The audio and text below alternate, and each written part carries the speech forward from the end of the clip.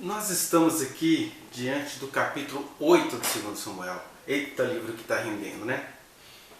E nós temos aqui um relato não cronológico das muitas vitórias de Davi. E a gente poderia enumerar essas vitórias falando de como Davi derrotou e subjugou os filisteus, os moabitas, os sírios, principalmente na pessoa de um tal de Hadadezer, ou Hadadezer, né? Os territórios que os sírios mandavam em Israel à vontade. Acho que perdi meu mapinha aqui, mas se você for olhar toda aquela região da Palestina, a gente vai ver também que ele acabou tendo de lidar com os moabitas, com os amonitas, com os amalequitas. Eu tenho dito isso em outros vídeos, né? E o que a gente pode dizer de maneira condensada acerca dessas questões? Vou deixar para você ler aí o capítulo 8 de 2 Samuel, onde ele vai fazer uma reunião dessas diversas vitórias de Davi. Algumas coisas assim bem cruentas, né? Bem sangrentas. Por exemplo, o livro das Crônicas vai detalhar que os exércitos de Davi, comandados por Joabe, um homem mau, um homem do coração ruim, um homem rude, ele saiu, né, fazendo aquele derramamento de sangue, e ele acaba mandando uma criança sobrevivente, né, entregando ao Egito. E aí, já no reinado de Salomão, esse Haddad, o nome dessa criança era Haddad, ela vai voltar, Deus permitindo que os inimigos de Salomão se levantem contra eles, mas isso a gente deixa para quando a gente chegar no reinado de Salomão, filho de Davi. Agora, o que nós temos aqui é que Davi, por exemplo, ele vai... A gente fala Davi porque é o governo dele, né? Era o nome dele. Na verdade, nem sempre as pessoas pegavam naquilo ali. O que a gente tem, na verdade, é o fato de um rei levantado de acordo com os propósitos divinos, que até onde pôde, ele fez o que ele pôde fazer como alguém que tinha uma missão espiritual de aparência macabra, né? Mas é claro, em meio a esse ministério, o mau caratismo graça, né? O mau caratismo aparece. Então, certamente, muitos daqueles homens de Davi adoravam o tumulto, gostavam de assassinar, matavam por esporte. É a mesma coisa de você ter no Brasil um presidente justo, o que não é o caso agora, né? Mas, nos seus exércitos, vamos pegar um presidente justo. O Itamar Franco foi um presidente justo. Ali que sucedeu o Collor depois do seu impeachment. Claro, o presidente era justo, mas os seus exércitos, as forças de segurança sempre foram recheadas dessas pessoas que se tornam militares, que entram para as Forças Armadas porque querem matar, porque querem fazer covardias. E aí, é claro, nós não estamos no paraíso. Você pode ser um líder maravilhoso e ter entre os seus súditos, entre os seus co-administradores, entre os seus... que as empresas chamam seus funcionários de colaboradores para disfarçar o método escravagista, né? Porque você é um colaborador, mas você não ganha muito bem as participações dos lucros das empresas, né? Então, entre os colaboradores de um homem justo, por vezes existem aquelas pessoas que são psicopatas, que gostam de matar, de derramar sangue, etc. Por que eu digo isso? Porque o contrato de Deus com Israel, o contrato falado lá no Monte Sinai, era que Deus faria guerra àqueles povos com os quais eles precisavam guerrear. Então, se você tem aqui um Joabe fazendo covardia com edomitas, se você tem um Joabe comandando tropas contra moabitas, contra amonitas, contra sírios, você tem aí então uma síntese de coisas realmente complicadas, porque se de um lado esses povos, vendo Davi, principalmente os filisteus, né, que foram subjugados, vendo Davi, o principal inimigo deles, derrotando-os, eles realmente eles eram povos aguerridos, eles iriam se levantar contra o reinado de Davi, e aí é claro, Davi tinha de responder. Esse é um lado da verdade. O outro lado é que, de fato, entre os muitos homens de Davi havia muita gente má, e o Joabe era um cara muito mau. Deve ser um homem tipo o general Heleno, que é aquela carinha, se pegar o centrão, ninguém fica, não sobra nenhum ladrão, né? Aquela coisa, pega ladrão, não sobra nenhum. Aquele bom velhinho lá do governo Bolsonaro, ele aprontou demais, em muitas missões aí, mas ele vai morrer com as glórias dele, né? Assim são os generais helenos e os Joabes da vida. Mas, independentemente dessa sujeira toda, Davi estava ali cumprindo a sua missão, que era colocar de maneira visível aquilo que seria invisível, os germes do reino eterno, né? Se é assim com Jesus, né, que nos salvou, que é o nosso rei e que nos governa, mas olha só, o reino eterno de Jesus está engolindo no mundo caído, né? Está tendo de absorver no mundo caído pastores maus, pastores estrategistas tidos como homens bons, bispos macedos que surrupiaram a população em nome de Deus, mas vai morrer coroado como se fosse um homem de Deus que erigiu uma grande denominação, um bispo com igrejas no mundo inteiro. Isso para não falar de outros pequenos detalhes. Um Silas Malafaia que zomba de outras pessoas que ele chama hoje de cachorro morto. Se é assim no reino invisível e eterno de Jesus, como não seria no reino visível e terreno do rei Davi? Não é verdade? Isto posto, eu queria, assim, um pouco aleatoriamente, pensar com você algumas coisas sobre esses registros de guerras e de vitórias aqui. Né? Algumas coisas vão acontecer, por exemplo, no caso de Hadadezer, que tinha lá uma ascendência síria. Davi vai tomar muito bronze, porque era como funcionavam as guerras antigamente. Tomava bronze, ouro, muito material, e é interessante que, conquanto isso fosse conseguido pelos generais helenos da época, o Joabe, o Davi pegava isso tudo e consagrava ao Senhor. Ele não fez fortuna para si, ele queria fazer um templo, ele tinha um sonho humano de fazer um templo, que era uma tradição, por assim dizer, cananeia, né? Porque se nas cidades cananeias que Israel tinha de conquistar tinham os seus templos, os seus Baals, né? Dagons lá dos filisteus, Asquelon, etc. A proposta de Deus com Israel é que ele queria andar em tendas, ele queria ser caminhante com Israel, mesmo num lugar fixo. Era engano de Israel achar que iria se impor sobre todos os povos. Mas no meio disso, em Davi essas coisas valiam. De maneira temporária, mas essas coisas valiam. Porque a gente não está no paraíso. Então, as promessas do Senhor se cumprem em nossas vidas, mas elas se cumprem no mundo caído. O que significa que elas se cumprem no mundo caído? Que você vai ter comandantes estranhos como Joabe, que você vai precisar responder aos povos aguerridos, mas em meio a isso, a gente do seu meio que vai lá matar porque ama matar. Né? Quando Deus disse, não, a guerra é minha, eu vou fazer chover tempestade, eu vou colocar serpentes abrasadoras, eu vou fazer um monte de coisa, vocês não precisam matar ninguém, mas era necessário isso de um lado. De outro lado, até hoje os seres humanos amam o mal, e até quando você está fazendo uma coisa que o Senhor te confiou, você vai ter que dialogar com essa maldade que está posta, porque você não está no paraíso. De maneira que política na Bíblia é algo que Deus é que nos põe. Por isso que foi Deus quem colocou José, foi Deus quem colocou a rainha Esther, foi Deus quem colocou o profeta Daniel, que é profeta para nós, mas lá em loco, na Babilônia, ele era apenas um governador da província da Babilônia. Foi Deus quem colocou Davi. Vamos pensar nas pessoas assim, segundo o coração de Deus. Na política, por quê? Porque a política é em si mesma imunda. Mesmo esses homens e mulheres de Deus, colocados lá por Deus, tiveram de dialogar com imundícias. Você pega José no Egito, teve de fazer leis para todas as divindades egípcias, em favor delas. De modo que o faraó era o grande Horus Vivos e José ficou lá dando a de Silas Malafaia, porque no lugar da política não era lugar de fazer revoluções religiosas.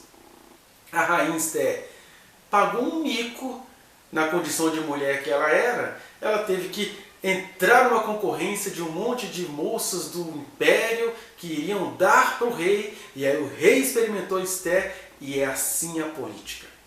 Mas Esther foi colocada lá por Deus para livramento de Israel.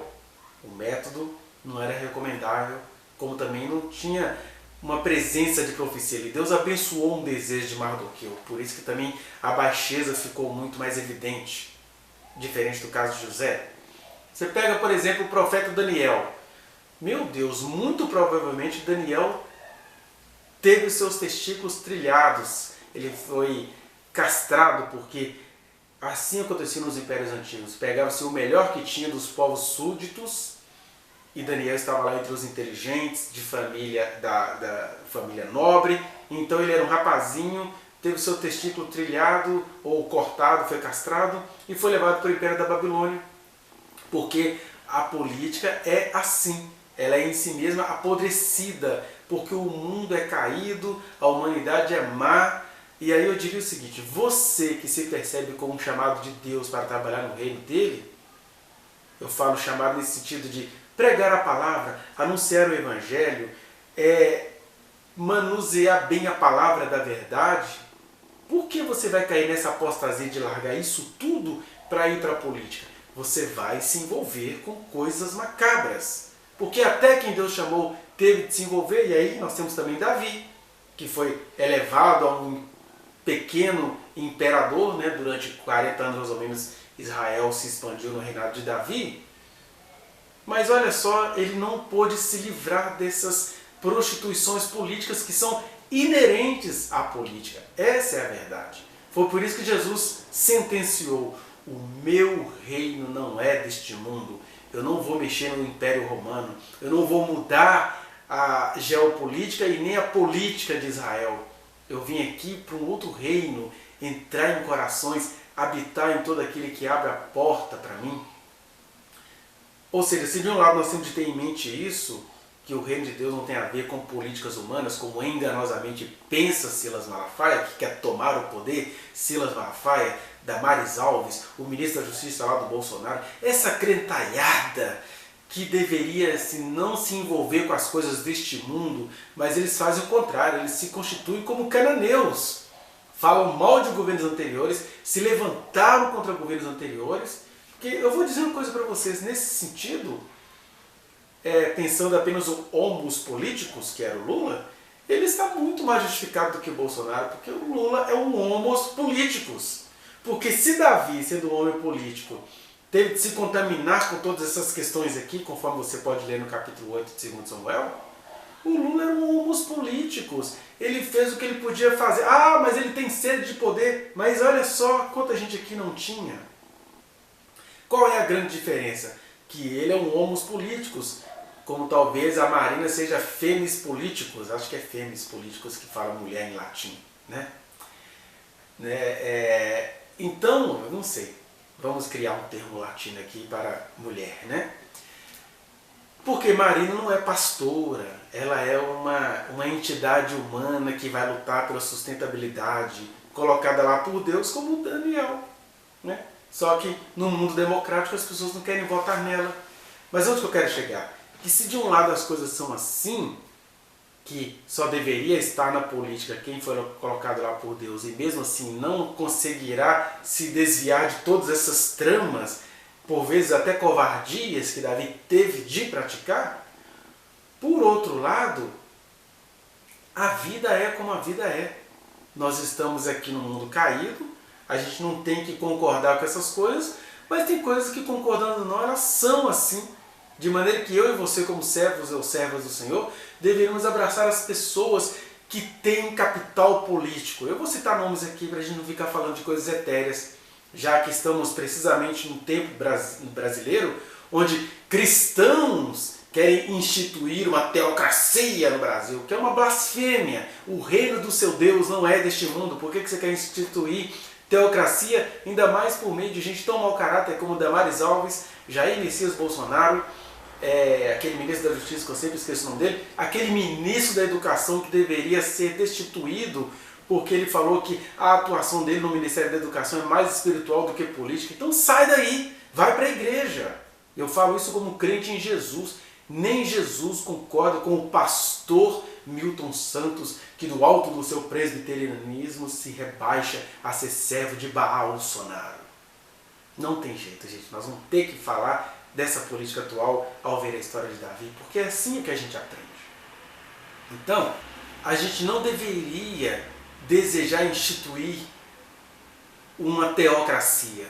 Por outro lado, como pessoas sábias que são governadas por Jesus, nós deveríamos saudar as pessoas que realmente têm vocação até para lidar com as prostituições inerentes à política. E eu posso citar nomes, alguns eu já citei: Marina Silva, Ciro Gomes. O Brasil precisa dar uma chance ao Ciro Gomes. Não estou dizendo aqui de concordar com tudo que ele faz, porque nem com Davi eu concordo com tudo que ele fez. E olha que era um homem segundo o coração de Deus, mas é porque política é assim. Sempre haverá algo contra o qual, em relação ao qual a gente vai ter de discordar. Mas o Ciro Gomes é uma boa figura política neste momento brasileiro. E tem aí umas pessoas se projetando de maneira que muita gente aí é melhor do que Bolsonaro. Bolsonaro é só um ídolo mantido pelos cristãos e um castigo inerente aos cristãos, né? De um lado Deus está falando aí, ó, me busquem, me procurem, clame a mim que eu vou dar uma solução a isso. Mas a verdade é que é isso: Bolsonaro não é um homem segundo o coração de Deus como você quer pensar, mas ele não é, né? Ele é anticristo porque ele acaba sendo mantido ali, um homem mentiroso, né? Ele fala as coisas e depois nega. Ele falou, igual a história de falar que a Covid era uma gripezinha. Ele fala isso por pelo menos 2 vezes em público, em rede nacional, e nega. Outra coisa aí, ó, ele rejeitou uma exímia ministra da saúde porque ele não vai deixar ninguém que é melhor do que ele ali. Ele não tem nem a humildade do faraó do Egito de falar assim: achamos José o salvador da vida. E essa pessoa lhe seria submissa, mas salvaria o povo. E o Bolsonaro ganharia com isso. Mas o cara é tão satanoso e ao mesmo tempo ele é protegido nessas satanices pelos crentes. Crentes querem matar Alexandre de Moraes e querem soltar aquele deputado bombadão lá, criminoso. Olha que loucura! Isso é mesmo os espíritos malignos que tomaram conta das mentes nesse país. Por que eu estou dizendo isso? Porque antes de você se escandalizar com essas coisas que acontecem aqui no capítulo 8 de 2 Samuel, nossa, que maldade, Davi fez isso, eu estava dizendo, é porque uma liderança política no mundo caído vai ter de dialogar com as maldades humanas. De maneira que Davi teve de dialogar com isso. A gente percebe que ele não gostava muito disso porque ele era devoto ao Senhor. O grande sonho de Davi, que vai ser revelado no livro das Crônicas, é que ele estava o tempo inteiro preocupado em organizar o culto, porque ele queria adorar a Deus. Mas como ele era um líder político, ele precisava executar as guerras, de um lado respondendo àqueles povos aguerridos, de outro lado fazendo isso por meio de mãos macabras e tenebrosas como as mãos de Joabe, né? Porque estamos num mundo caído. Eu tenho de concordar com isso? Não, mas eu tenho que entender que as coisas são assim.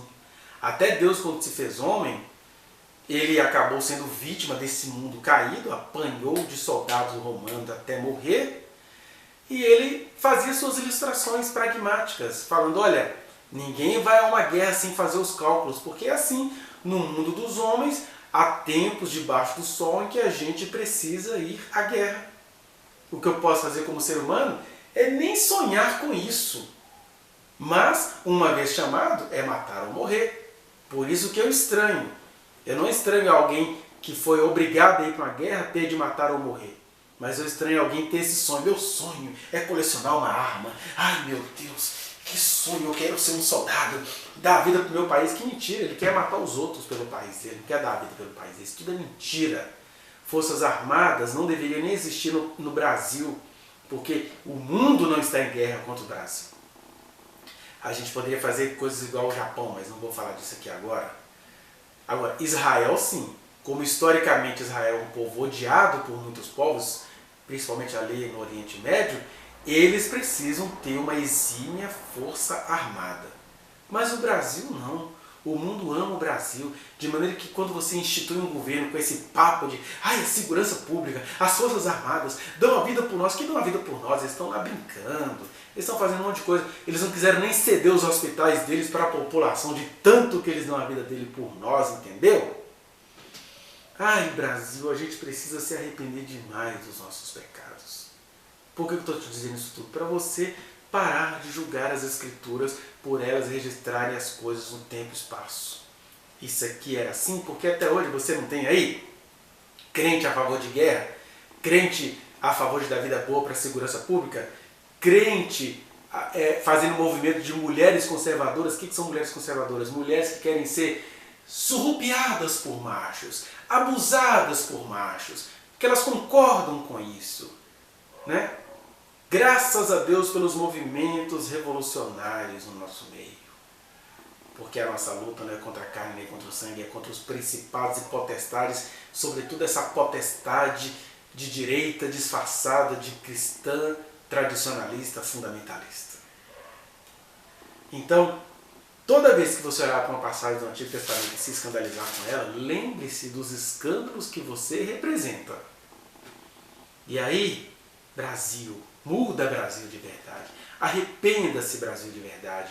Troque a frase do Deus acima de todos por Espírito Santo enchendo a todos nós de muito amor, de vida, graça, responsabilidade, até para fazer as leituras de que no mundo caído, política é isso aqui. Não justificando, mas compreendendo, né? E aí, Deus lá do céu está vendo a sua revolução, e Deus lá do céu está vendo quem tentou fazer alguma coisa de fato por esse país e está sendo hoje julgado por você. Agora, eu tenho dito e quero reforçar, e vou deixar aqui na descrição deste vídeo, os vários vídeos onde eu tenho falado sobre isso. Em meio a essas questões, né, de um lado o reacionarismo dos inimigos de Davi e de Israel, de outro lado a maldade inerente aos soldados de Davi e de todos os políticos de toda a história, quando se trata de algo que Deus revelou, existe no meio disso tudo salvação. Isso não está dito, não está escrito no Antigo Testamento que aqueles povos eram salvos, mas em meio a essas guerras, né, já que o mundo ficou amaldiçoado e as pessoas amaram a guerra, em meio a essas muitas guerras, muita gente estava sendo encaminhada para a salvação, e conquanto isso não esteja escrito, isso esteja indiciado, ou seja, tem indícios disso em falas do próprio Jesus, quando ele chega nos territórios de Israel dizendo: menos rigor haverá no dia do juízo para Sodoma e Gomorra do que para as cidades de Israel. Se Jesus vai ter menos juízo para Sodoma e Gomorra, ainda mais aqueles outros territórios, né? Deus, por exemplo, Deus é quem deu os territórios oureus para os edomitas, que Davi teve de resistir. Os filisteus e cananeus, que Deus disse desde Noé que eles iriam sucumbir durante a história, e eles iriam sucumbir sobretudo por meio da natureza aguerrida deles, por meio de guerras, tem salvação para eles, ou, por que não dizer, para muitos deles, né, que são povos cananeus, filisteus. Então, de maneira que Deus está salvando. Esse é o outro lado do escândalo da cruz. É porque a gente não faz ideia, a gente fica assim, quantos Deus matou no Antigo Testamento? Deus não matou ninguém, Deus salvou em meio à maldade, à mortandade, amadas e cultivadas pelos seres humanos. Mas sobre isso eu já tenho material vasto neste canal, eu vou deixar aí para você ler com calma o porquê de tanto extermínio dessas mortes em relação a estes povos. Até porque tem a coisa principal. Jesus, em Lucas ou em Mateus, disse que só tem um pecado que não haverá perdão, para o qual não haverá perdão nem nesta vida e nem na vindoura, que é o pecado da blasfêmia contra o Espírito Santo. E aí esses povos, muitos dentre eles, os amalequitas, os filisteus, os moabitas, os edomitas e principalmente os cananeus, eles pecaram, pagaram pelo seu pecado, por amarem a guerra como todas as sociedades humanas amam, mas em se tratando de uma guerra onde Deus estava dando apoio existencial aos israelitas, o que existia ali era um projeto de salvação, porque estes povos todos não blasfemaram contra o Espírito Santo, e não tem teólogo que vai me rebater acerca disso, né?